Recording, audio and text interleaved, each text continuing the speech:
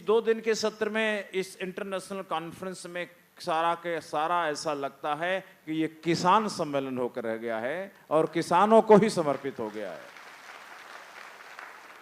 मुझे अच्छा लगता है, मेरी छाती फूल जाती है जब किसानों और मजदूरों के लिए कोई काम होता है। मैं मानता हूं कि समाज सेवा वही है। अगर कोई विकलांग है, उसके पैर कमजोर हैं, आप अपनी गाड़ी में बैठा के उसको कहीं पहुंचा देते हैं तो ये सेवा है। लेकिन जो पहले से कार से चल रहा है, उसको आप महंगी कार में बैठा के कहीं पहुंचा देते हैं तो ये सेवा का भ्रम है, केवल भ्रम है। इस देश के किसान, इस देश के मजदूर विकलांग बना दिए गए हैं, उनकी टांगें तोड़ दी गई हैं। उनकी टांगें तोड़ दी गई हैं कि किसान चल न पाए और मजदूर चल न पाए। ये एक ऐसा टॉर्चर घर है। इस टॉर्चर घर में किसानों मजदूरों के घरों में पैदा होने वाले बच्चों को जन्मते ही उनकी टांग तोड़ दी जाती है और उनका मस्तिष्क कोच कोच करके विकलांग कर दिया जाता है, खाली इसलिए कि एक्सपोर्ट करना, निर्यात के लिए, दूसरे देश में सस्ता माल बेचने के लिए हमारे देश के 93% लोगों को जीने नहीं देना। इस गुलामी से हमें उभरना होगा। भोजन के बाद का जो सत्र होगा, उस सत्र में कल की तरह से फिर से शपथ ग्रहण समारोह होगा। जैसे कल हुआ था, हमने कसम खाया था कि अब हम यहां से जाने के बाद विश्व परिवर्तनकारी की तरह काम करेंगे, ग्लोबल चेंज मेकर। जैसे हमने कल कसम खाई थी कि ये जो सभी इंटरिम पार्लियामेंट ऑपरेट करने वाला संगठन जो गैट के तर्ज पर बनाया जा रहा, GAP, global agreement on participation and peace, उसके संविधान में विश्वास करते हैं। और वही संगठन साउथ एशियन यूनियन भी चलाएगा और वो साउथ एशियन यूनियन का इंटरिम पार्लियामेंट भी उसी संगठन के द्वारा चलाया जाएगा। उसके संविधान में भी विश्वास का हमने कल कसम खाया था। हमने यह भी कसम कल खाया था कि हम अपने घर जाके, अपने घर में, अपने गांव में, अपने मोहल्ले में जहां संभव हुआ वहां एक साइन बोर्ड लगाएंगे, विश्व परिवर्तन केंद्र। विश्व परिवर्तन केंद्र का साइन बोर्ड लगाएंगे और वहां चाहे पेड़ के नीचे ही सही, जो बातें हम 2 दिन में सीखे हैं वहां अपने आसपास के लोगों को सिखाएंगे और सुबह शाम रोज सिखाएंगे। ये हमने कसम खाई थी। आज एक कसम और खाना है। आज दूसरा दिन है, साउथ एशिया के लिए दिन समर्पित है, तो हम एक कसम और खाएंगे कि हम अपना पुराना वतन वापस लाएंगे, वो वतन जो हमसे छीन लिया गया था।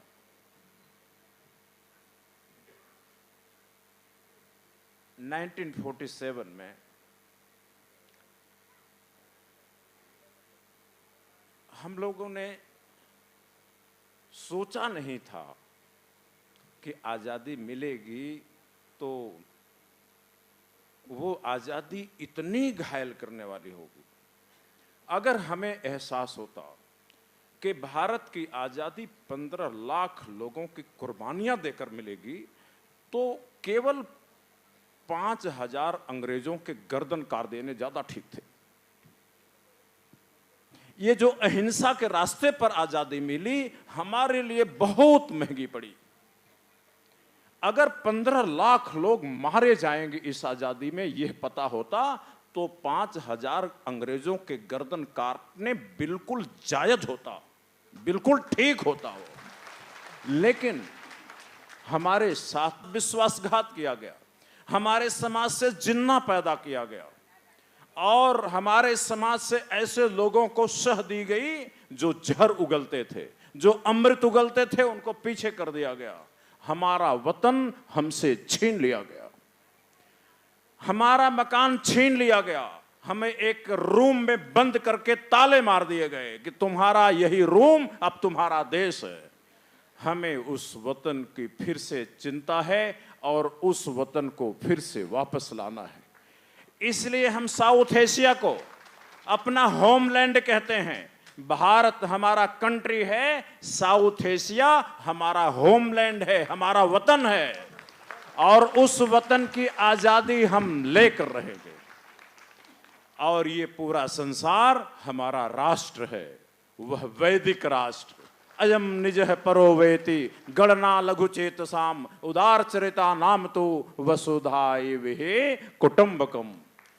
ये पूरा संसार हमारा राष्ट्र है।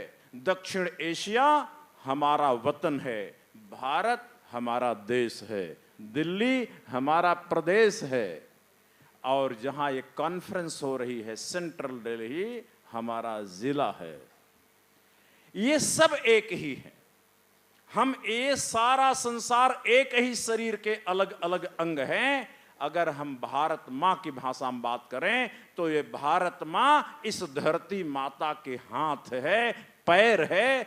भारत माँ पाकिस्तान माँ और दिल्ली माँ और आईटीओ माँ कोई अलग अलग नहीं हो सकती। ये एक ही माँ के अलग अलग अंग हैं।